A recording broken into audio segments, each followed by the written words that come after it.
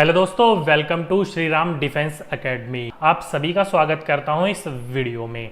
इस वीडियो में जो हम बात करने वाले हैं, इस लेक्चर में जो हम बात करेंगे वो बात करेंगे हम भारत की प्रमुख झीलों के बारे में। आपको पता होगा, आपने अपने प्रीवियस ईयर्स के एग्जाम्स में देखा होगा, यहाँ से आपके बहुत इंपॉर्टेंट क्वेश्चन पूछे जाते हैं। आपका एक मोस्ट इंपॉर्टेंट टॉपिक है, जैसे कि भारत की नदियाँ हैं, उसी प्रकार से भारत की प्रमुख झीलों से भी आपके बहुत ज़्यादा क्वेश्चन पूछे जाते हैं। तो इस लेक्चर में हम बात करेंगे झीलें क्या होती हैं, कितने प्रकार की हो सकती हैं और कौन कौन सी झीलें की क्या क्या विशेषताएं हैं उनके बारे में। और वीडियो के एंड में मैंने आपके प्रैक्टिस करने के लिए आपको पीडीएफ यानी कि आपके इंपॉर्टेंट क्वेश्चंस भी दे रखे हैं उस थियोरेटिकल पोर्शन से कि किस प्रकार के क्वेश्चन आपके एग्जाम्स में पूछे जाते हैं। ओके, तो पहले हम सारी की सारी थियोरेटिकल पोर्शन के बारे में बात करेंगे, फिर उसके बारे में हम इंपॉर्टेंट क्वेश्चन बारे में बात करेंगे। इससे पहले मैं आपके और भी इंपॉर्टेंट टॉपिक्स पढ़ा चुका हूं, जैसे कि भारत की प्रमुख खनिज हो गए, प्रमुख नदियां हो गई, चौड़ी, लंबी, ऊंची, बंदरगाह हो गए। ऐसे करके मैंने आपको काफ़ी सारी चीज़ें पढ़ाई हैं। अगर वीडियोज़ आपने देखी होंगी तो आपको पता होगी,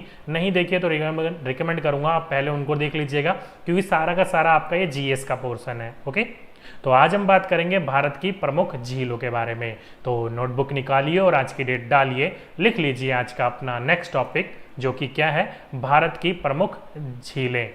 अब ये जो झीलें होती हैं ये आखिर होती कैसे, इनका निर्माण कैसे होता है, तो पहले हम बेसिक जानकारी ले लेते हैं। तो ध्यान रखिएगा, जो झीलें होती हैं, यानी कि झील जल का वह स्थिर भाग है। ध्यान रखिएगा, झील जल का वह स्थिर भाग है जो चारों तरफ से स्थल खंडों से घिरा होता है। झील की दूसरी विशेषता है उसका स्थायित्व या स्थिरता।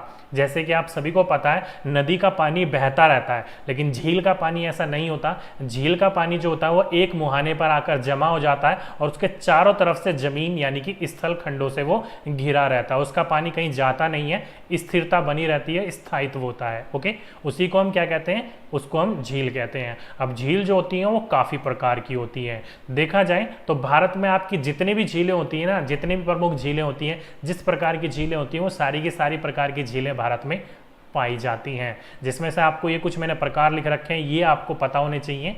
ध्यान रखिएगा, ये कुछ आपके 8 इंपॉर्टेंट प्रकार लिख रखे हैं मैंने आपके भारत की झीलों के बारे में। एक एक करके पढ़ लेते हैं। पहला आपका विवर्तनिक झीलें। अब ये विवर्तनिक झीलें कौन सी होती हैं, तो देखो, अगर सरल शाब्दिक परिभाषा बताऊं तो मैं आपको ध्यान रखिएगा, भूभाग में हुए हलचलों के कारण निर्मित झीलों को हम विवर्तनिक झीलें कहते हैं। ये तो होगी इसकी सरल शाब्दिक अर्थ, जिसका कोई मतलब नहीं है, समझ में आपको आएगा नहीं और समझने की आपको जरूरत भी नहीं है। आपको बस इतना समझना है, ध्यान रखिएगा, भूभाग में हुए हलचल। अब जैसे कि हमारी जो टेक्टोनिक प्लेट्स होती हैं, उनके आपस में टकराने या एक दूसरे के विपरीत दिशा में जाने से जो बीच की जगह है, ये जो बीच की जगह है, इस बीच की जगह में जो होता है वो नीचे धंस जाने के कारण इसमें जो बारिश के कारण पानी इकट्ठा हो जाता है, वो पानी इकट्ठा होने के कारण विवर्तनिक झीलों का निर्माण होता है। ओके, बस आपको इतना ध्यान रखना है कि टेक्टोनिक प्लेट्स एक दूसरे की विपरीत दिशा में जाती हैं और बीच का भाग जब धंस जाता है, नीचे चला जाता है, उसमें जो पानी इकट्ठा हो जाता है, तब विवर्तनिक झीलों का निर्माण होता है। ओके, दूसरा आ जाता है आपका क्रेटर झील या फिर ज्वालामुखी क्रियाओं से निर्मित झीलें। अब आपको नाम से ही पता चल गया होगा, ज्वालामुखी क्रिया से निर्मित झील है। अब आप सभी को पता है जो ज्वालामुखी होता है दो प्रकार के होते हैं, एक सक्रिय और एक निष्क्रिय है। तो सक्रिय ज्वालामुखी जब अपने अंदर से लावा निकालता है, आप सभी को पता है, जब उसके अंदर से लावा निकलती है तो लावा धीरे धीरे ठंडा हो जाता है और धीरे धीरे ठंडा होकर ज्वालामुखी क्या हो जाता है, शांत पड़ जाता है। तो उन लावा के कारण जो वो जम जाता है, उसका जो बीच वाला भाग होता है, जो क्रेटर भाग होता है, वो उसमें क्या हो जाता है, वो नीचे की तरफ हो जाता है। उसमें कैसा, जैसे कि ये ज्वालामुखी आप देख सकते हो, ये ज्वालामुखी है, तो ये जो इसके अंदर से लावा निकला, लावा निकलने के कारण यहाँ पर ये जम जाता है। ओके, और यहाँ पर ये हिस्सा बन गया। अब यहाँ से जो भी बारिश आएगी, वो बारिश इसके बीच में पानी इकट्ठा कर लेगी, जमा कर लेगी, तो इन क्रेटर में क्या हो जाएगा, झीलों का निर्माण हो जाएगा। ओके, तो आप लिख सकते हो शाब्दिक अर्थ में कि ठंडे पड़े ज्वालामुखी के क्रेटर के माध्यम में जो वर्षा का पानी इकट्ठा हो जाता है, उन द्वारा निर्मित झीलों को हम क्रेटर झील या फिर ज्वालामुखी क्रिया से निर्मित झीलें कहते हैं। ओके, नेक्स्ट आ जाता है आपका थर्ड, हिमानी द्वारा निर्मित झील। अब ये हिमानी झीलें क्या होती हैं, इस प्रकार की झीलें कैसे होती हैं, तो ध्यान रखिएगा, इस प्रकार की झीलों में जो है वो ताजा पानी व फिर मीठा पानी, दोनों ध्यान रखिएगा, दोनों का मतलब एक ही है, ताजा पानी व मीठा पानी जो नदियों के द्वारा इन प्रकार की झीलों में हमेशा क्या आता रहता है, हमेशा प्रभाव उसका चलता रहता है। उसके द्वारा निर्मित झीलों को हम क्या कहते हैं? हिमानी झीलें कहते हैं। ओके, तो ध्यान रखिएगा, मीठे पानी एवं ताजा पानी नदियों के द्वारा फलस्वरूप यहाँ पर क्या आता रहता है, प्रभाव होता रहता है, उस प्रकार से द्वारा निर्मित झीलों को हम हिमानी द्वारा निर्मित झीलें कहते हैं। दूसरा आ जाता है आपका, नेक्स्ट आ जाता है चौथा, दरार घाटी झील। अब ये दरार घाटी झील क्या होती है? तो आप सभी को पता है हमारी जो समतल भूभाग है, ध्यान रखिएगा, विवर्तनिक झीलों में भूभाग जो होता है, टेक्टोनिक प्लेट्स होती हैं, वो दरार घाटी झीलें में जो होती है हमारी समतल भूभाग जो होती है, दो समांतर भूभाग जब उसमें हुई हलचल के कारण बीच का हिस्सा धंस जाता है, जैसे कि ये हमारा जमीन है, ये समझ लीजिएगा एग्जाम्पल के रूप में, ये जमीन है, इसके बीच में हलचल हुई कारण इसकी जो ये बीच वाला पोर्शन है वो नीचे धंस जाता है और इसमें जब पानी इकट्ठा हो जाता है तो उस प्रकार के निर्मित झीलों को हम दरार घाटी झीलें कहते हैं। ओके, नेक्स्ट है आपका पांचवा, वायु द्वारा निर्मित झीलें। ये तो बिल्कुल सिंपल है, जो भी आपके वायु के द्वारा मट्टी को एक जगह से दूसरी जगह पर ले जाया जाता है, प्रभाव होता है मट्टी का, और एक जगह पर जाकर वो इकट्ठी हो जाती हैं, जमा हो जाती है, जो कि अलग तरीके की शेप बना लेती हैं और उसमें पानी इकट्ठा हो जाता है, तो उस द्वारा निर्मित झीलों को हम वायु द्वारा निर्मित झीलें कहते हैं। ओके, तो वायु के द्वारा मट्टी को एक जगह से दूसरी जगह ले जाने पर निर्मित झीलों को हम वायु द्वारा निर्मित झीलें कहते हैं। नेक्स्ट आ जाता है आपका खारे पानी की झीलें। अब ये खारे पानी की झीलें की क्या विशेषता होती हैं? तो ध्यान रखिएगा, ये वो झीलें होती हैं जिसमें समुद्र के लगे हुए ये झीलों का निर्माण होता है, जिसमें समुद्र का पानी यानी कि खारा पानी आकर उन झीलों में मिल तो जाता है, लेकिन उन झीलों से वापस समुद्र में वो पानी जा नहीं पाता, तो उस द्वारा निर्मित झीलों को हम क्या कहते हैं? खारे पानी की झीलें कहते हैं। ओके, तो ध्यान रखिएगा, खारे पानी की झीलें वह झीलें होती हैं जिसमें समुद्र का पानी आकर मिल तो जाता है लेकिन निकल नहीं पाता, जिसके कारण खारे पानी की झीलों का निर्माण होता है। ओके, नेक्स्ट है आपका सातवां, भ्रशन द्वारा बनी झीलें। अब ये क्या होती हैं? तो दो समतल भूभाग के नीचे धंस जाने से या फिर ऊपर उठ जाने से, दोनों को ध्यान रखिएगा, अब तक नीचे धंस जाने के कारण हो रहा था, लेकिन यहाँ पर जो होता है नीचे धंस जाने के कारण या ऊपर उठ जाने के कारण उनके बीच में जो पानी इकट्ठा हो जाता है, उस प्रकार की द्वारा निर्मित झीलों को हम भ्रशन द्वारा बनी झीलें कहते हैं। ओके, और लास्ट आ जाता है आपका लैगून या फिर अनूप झीलें।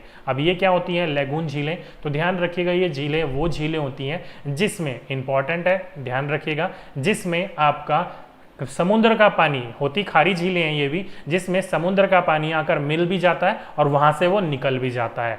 खारे पानी में जो होता है वो केवल मिलता है, निकल नहीं पाता, लेकिन लैगून झीलों में खारा पानी समुद्र का आकर मिलता भी है और उससे निकलने का रास्ता भी होता है, लेकिन होती ये खारी झीलें ही हैं। ओके, तो ये 8 प्रकार की झीलें हैं जिसको आपको ध्यान रखना है, कौन कौन सी झीलों की क्या क्या विशेषताएं और किस प्रकार की झीलें हो सकती हैं, वो सारी की सारी मैं आपको एक्सप्लेन करते हुए चला हूं। चलिए अब बात कर लेते हैं कौन सी झीलें किस राज्य में पड़ती हैं और वहां से क्वेश्चन कैसे आपके बनते हैं।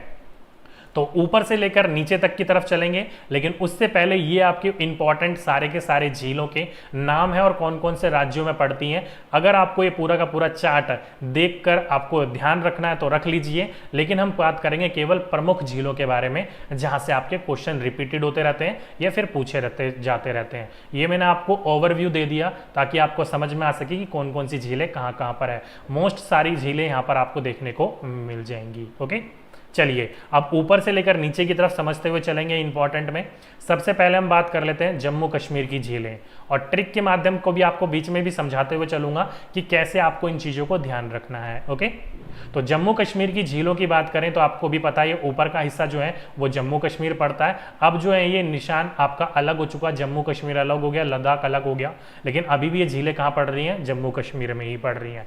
अब जम्मू कश्मीर की कौन कौन सी झीलें आपको ध्यान रखनी है?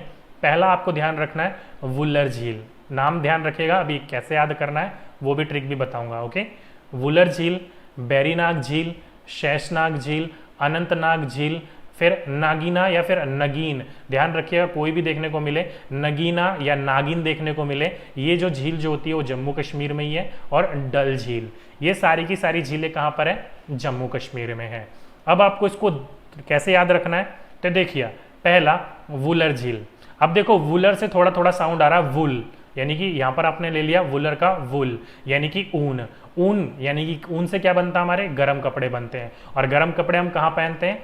ठंडियों में पहनते हैं। और जम्मू कश्मीर कैसा इलाका है? ठंड वाला इलाका है। ओके, सर्दी वाला इलाका है, यहाँ पर ठंड बहुत पड़ती है। तो इस तरीके से आप ध्यान रख सकते हो कि वूलर से निकाला हमने वूल, और वूल कब पहनते हैं? गर्म कपड़े बने होते हैं जो वूल के, ऊन के, वो हम पहनते हैं सर्दियों में, जो कि जम्मू जैसा एरिया का कैसा है आपका? ठंडा इलाका है, वहाँ पहनते हैं। तो इस तरीके से आप ध्यान रख सकते हो।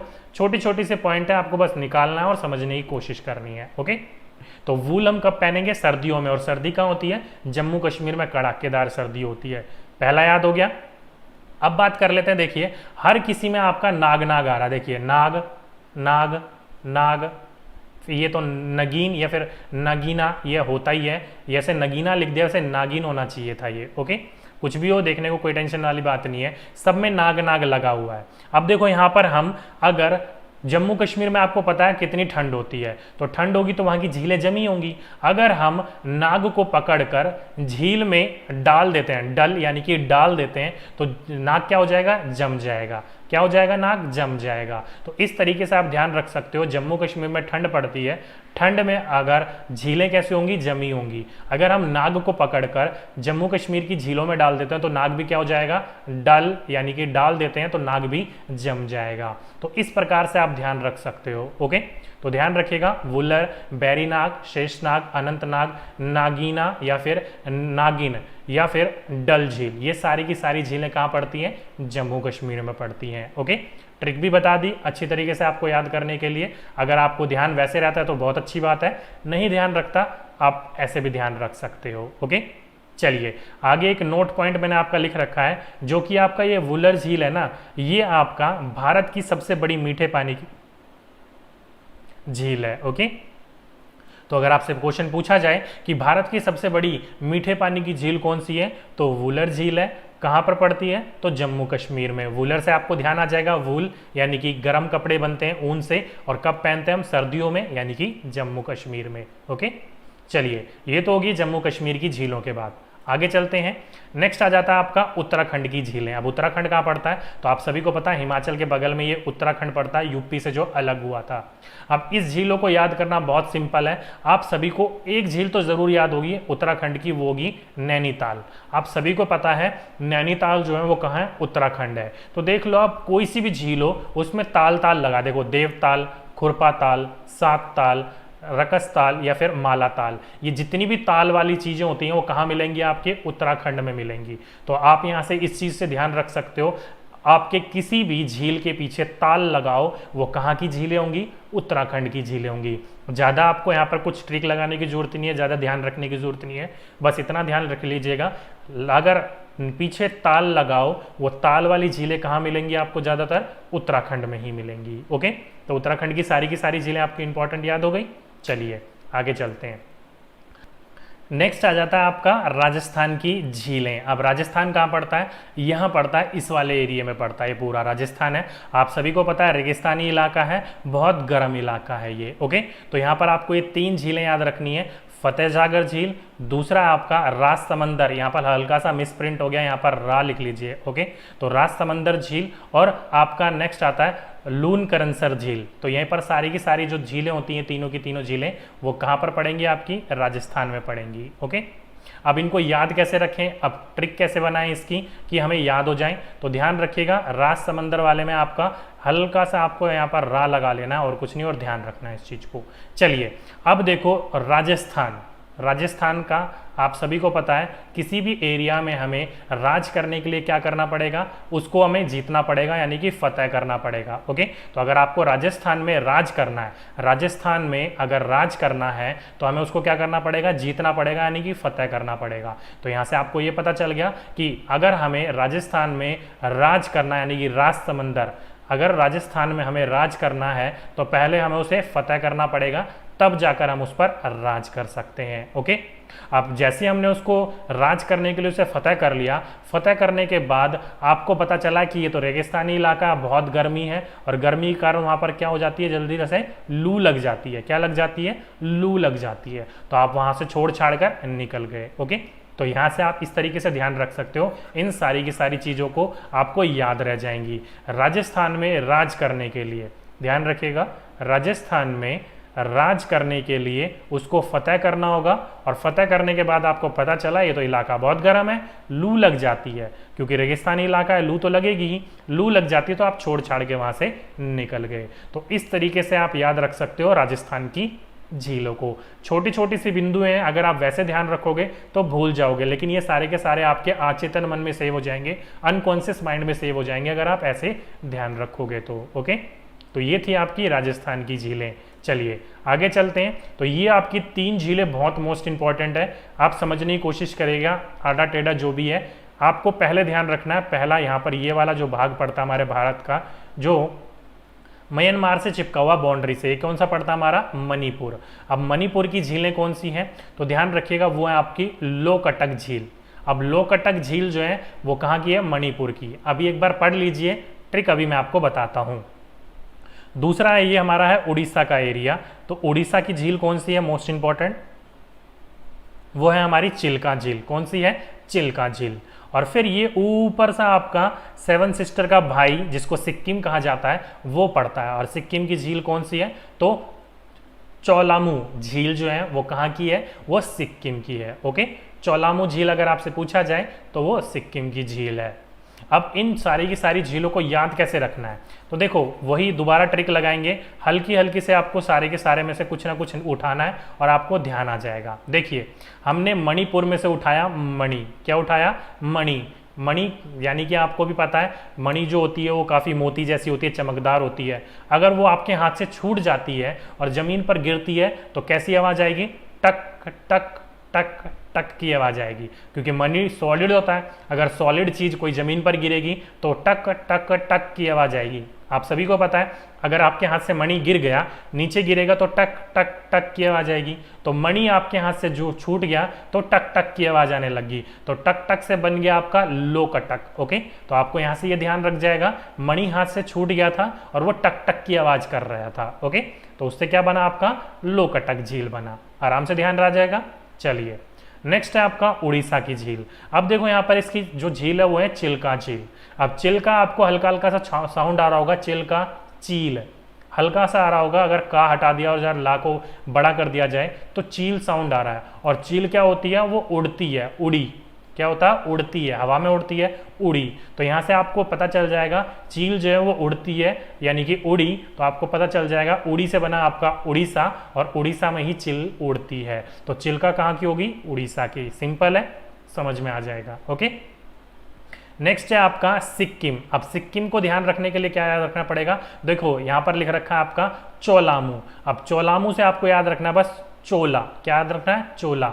देखा होगा आपने बजरंगबली को चोला चढ़ता है, आपने सबने देखा होगा बजरंगबली श्री कृष्ण जी भगवान को चोला चढ़ता है। आप जब भी चोला चढ़ाने के लिए जाते हो तो खाली चोला चढ़ाते हो नहीं, चोला के साथ साथ आप दूध भी डालते हो थोड़ा बहुत, और 2-3 रुपए के सिक्के भी डाल देते हो। तो देखो सिक्किम से बना आपका सिक्का, सिक्किम सिक्का, हल्का हल्का साउंड आ रहा है। तो सिक्किम, चोला जब चढ़ाते हो तो उसके साथ आप सिक्के भी डाल देते हो उसमें पूजा मान तान करने के लिए। तो सिक्किम से बना सिक्का और चोलामू से बना चोला, तो दोनों आपका मिक्स हो गया। सिक्के हम कहाँ चढ़ाते हैं, चोला चढ़ाते समय सिक्के को हम डालते हैं। तो यहाँ से आपको पता चल जाएगा सिक्का कहाँ का हो गया, सिक्किम का, और चोलामू यानी कि सिक्किम की झील हो गई। ओके, अनकॉन्शियस माइंड में आपके आराम से फिट हो जाएगा, आपको पता भी नहीं चलेगा, बस लास्ट में जब हम प्रश्न लगाएंगे आपको सारी की सारी चीजें याद आ जाएंगी। ओके, यहाँ पर आपको एक नोट करने वाली बात है कि भारत में सबसे अधिक ऊंचाई पर स्थित जो झील है वो कौन सी झील है, तो वो चोलामू झील ही है। ओके, तो अगर आपसे पूछा जाए तो ध्यान रखिएगा सबसे ऊंचाई पर स्थित है। वीडियो के एंड में मैंने कुछ बिंदु दे रखे हैं, वहां पर देखिएगा, आपको सारी की सारी चीजें समझ में आ जाएंगी। तो तीनों की तीनों आपको आराम से समझ में आ गई, मणिपुर की, उड़ीसा की, सिक्किम की। चलिए आगे चलते हैं। नेक्स्ट बात करें तो आपको 4 स्टेट की झीलें याद रखेंगे। अब यहाँ पर देखो, पहली झील जो कि ये पूरा का पूरा एरिया पड़ता है, यहाँ पर ये महाराष्ट्र का एरिया पड़ता है। तो महाराष्ट्र की जो प्रमुख झील है वो कौन सी है, लोनार झील है। कौन सी झील है, लोनार झील है। ओके, दूसरा आ जाता है आपका केरल, ये वाला राज्य जो केरल की करेले की शेप में है, केरल है। अब केरल की जो प्रमुख झील है वो कौन सी झील है, तो वेम्बनाड झील है। कौन सी है, वेम्बनाड झील है। ओके, तो आपसे पूछा जाए, वैसे तो वेम्बनाड होता है, बच्चे इसको वेम्बनाड बोलते हैं। ओके, तो वेम्बनाड जो झील होती है वो कहाँ की झील है, वो केरला की झील है। अभी आपको याद कैसे रखना है वो भी मैं आपको बताऊंगा, टेंशन लेने की जरूरत नहीं है। नेक्स्ट आ जाता है आपका तमिल एवं आंध्र प्रदेश। ध्यान रखिएगा, तमिलनाडु और एवं आंध्र प्रदेश की जो झील है वो कौन सी झील है, वो पुल्लिकट झील है।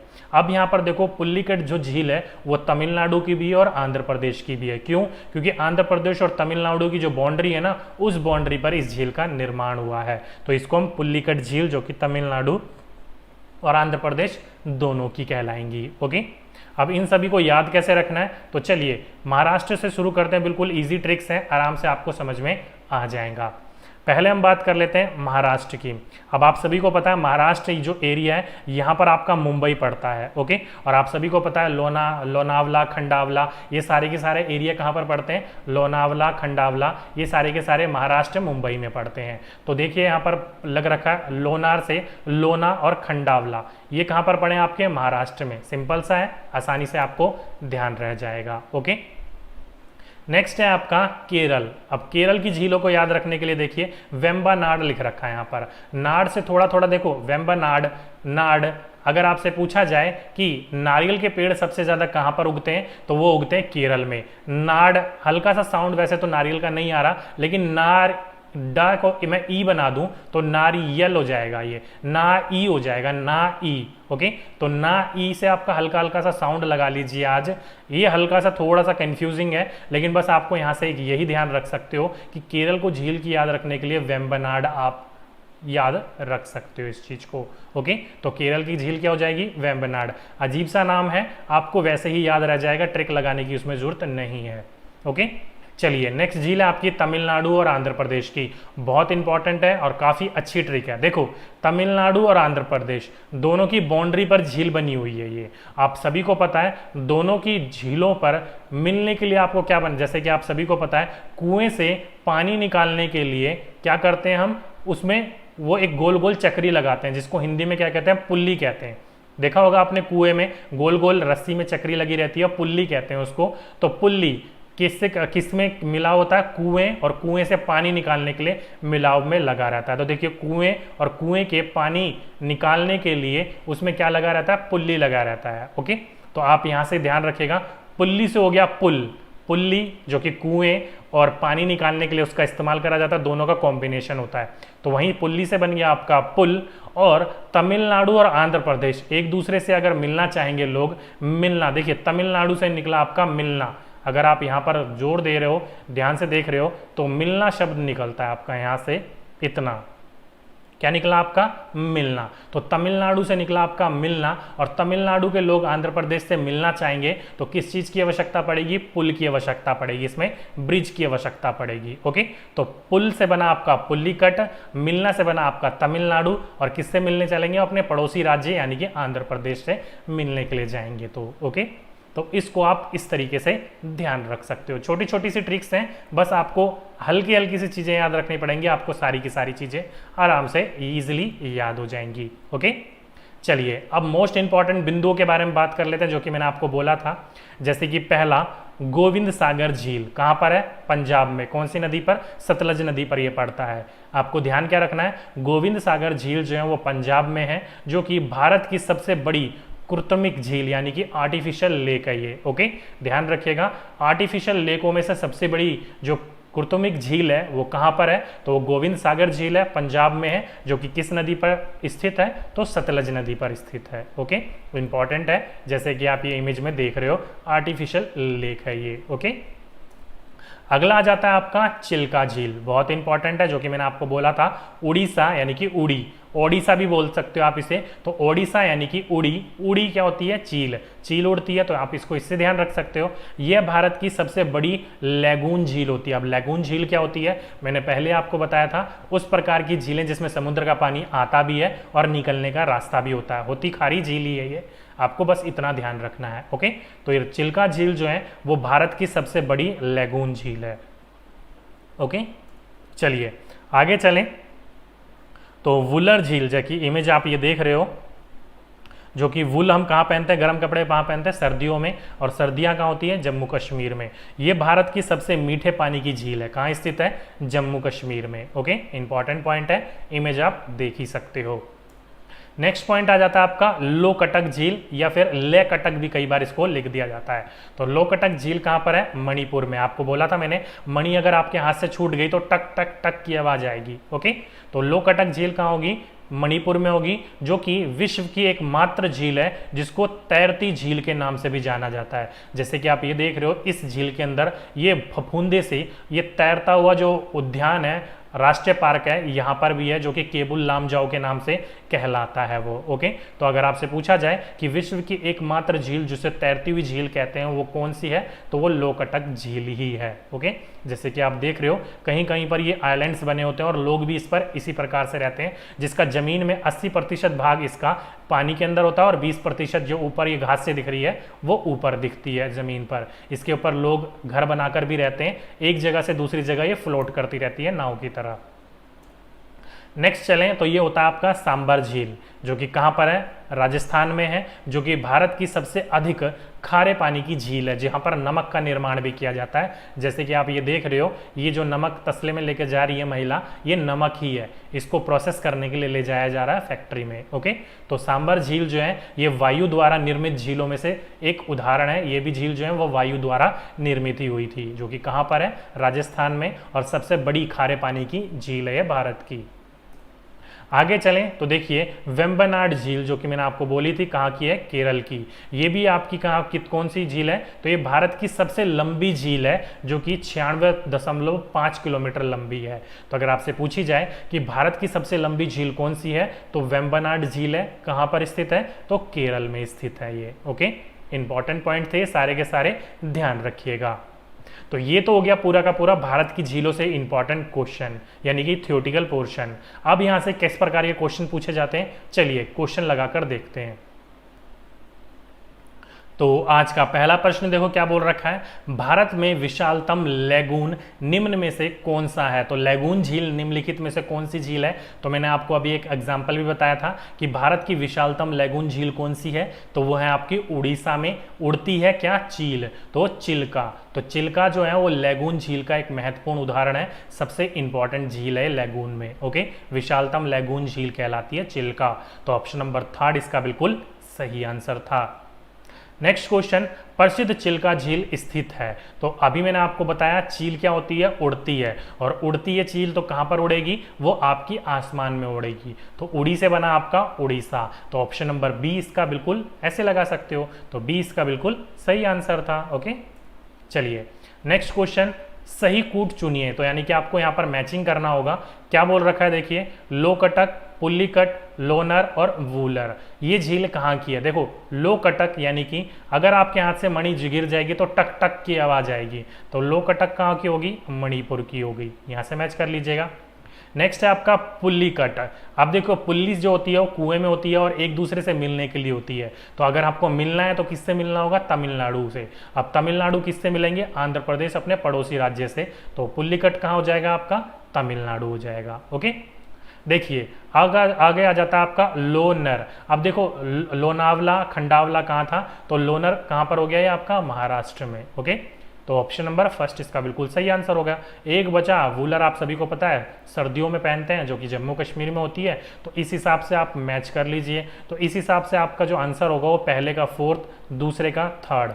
तो आप मैच कर लीजिएगा, पहले का 4th, दूसरे का 3rd, तीसरे का 1st, नहीं तीसरे का 1st। इस हिसाब से कौन सा ऑप्शन होगा चेक करिए। ओके, ये आपका ABC और ऐसे आपको मैच करना होगा ABCD का। तो ये हो गया आपका पहले का 4था, दूसरे का 3रा, और तीसरे का पहला, और चौथे का दूसरा। बिल्कुल, तो option number A is the right answer. Okay, तो ऑप्शन फर्स्ट इसका बिल्कुल सही आंसर होगा, बस आपको मैच करना था।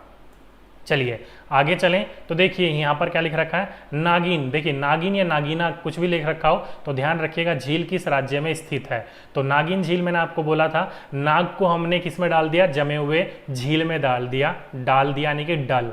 किस में डाला तो वो भी जम गया, कहाँ की होती है, जम्मू कश्मीर में। तो ऑप्शन नंबर ए। अगर इस तरीके से याद करोगे तो आपको सारी चीज़ें आसानी से याद होगी, आराम से याद हो जाएंगी। ओके, चलिए नेक्स्ट है आपका लोकटक है। तो लोकटक यानी कट टक टक मैंने आपको बोला था, और टक टक क्या होता है, अगर मणि आपसे गिर जाएगी तो टक टक की आवाज़ आएगी, जो कि क्या है, एक झील है। और वैसे भी हम झील वाले लेक वाले चैप्टर ही पढ़ रहे हैं, तो यहाँ पर सिंपल आंसर झील आप वैसे भी बता ही सकते थे। आगे चलें तो क्वेश्चन बोल रखा है विश्व प्रसिद्ध खारे जल की झील सांबर किस राज्य में स्थित है। तो मैंने आपको बोला सांबर झील वायु द्वारा निर्मित झील एक का उदाहरण है, जो कि कहाँ पर स्थित है, राजस्थान में, जहाँ पर नमक का भी निर्माण किया जाता है। ओके, तो option number B is the right answer. Next है आपका 7वां वेम्बनाड। अब देखो यहाँ पर नाद लिख रखा है, कहीं पर नाड लिख रखा होगा, तो टेंशन लेने की जरूरत नहीं है। वेम्बनाड झील जो है वो किस राज्य में स्थित है। तो मैंने आपको बोला था नाड से क्या हो जाएगा आपका, हल्का हल्का नारियल जैसा साउंड समझ सकते हो। और सबसे ज्यादा नारियल कहाँ होते हैं, केरल में, घर के आंगनों में भी उगाए होते हैं। तो option number first is the right answer, option A इसका बिल्कुल सही आंसर होगा।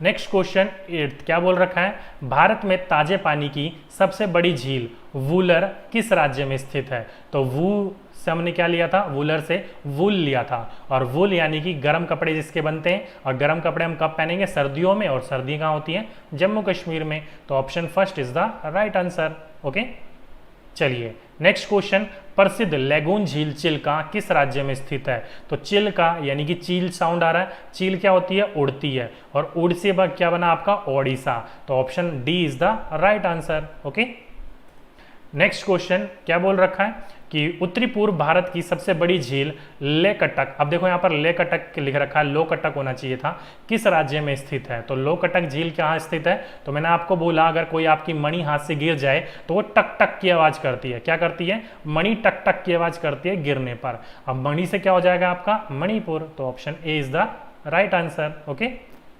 नेक्स्ट और आज का लास्ट क्वेश्चन, भारत में मीठे पानी वाली सबसे बड़ी झील कौन सी है। तो मैंने आपको पहले में ही बता दिया था कि वुलर झील जो है वो इंडिया की सबसे बड़ी मीठे पानी की झील है, जो कि कहाँ पर है, जम्मू कश्मीर में है। तो ऑप्शन डी बिल्कुल सही आंसर होगा, वुलर झील जो है वो भारत की सबसे बड़ी मीठे पानी की झील कहलाती है। ओके, तो ये था आज का आपका पूरा इंपॉर्टेंट प्रमुख भारत की झीलों के बारे में और उससे रिलेटेड इंपॉर्टेंट क्वेश्चन।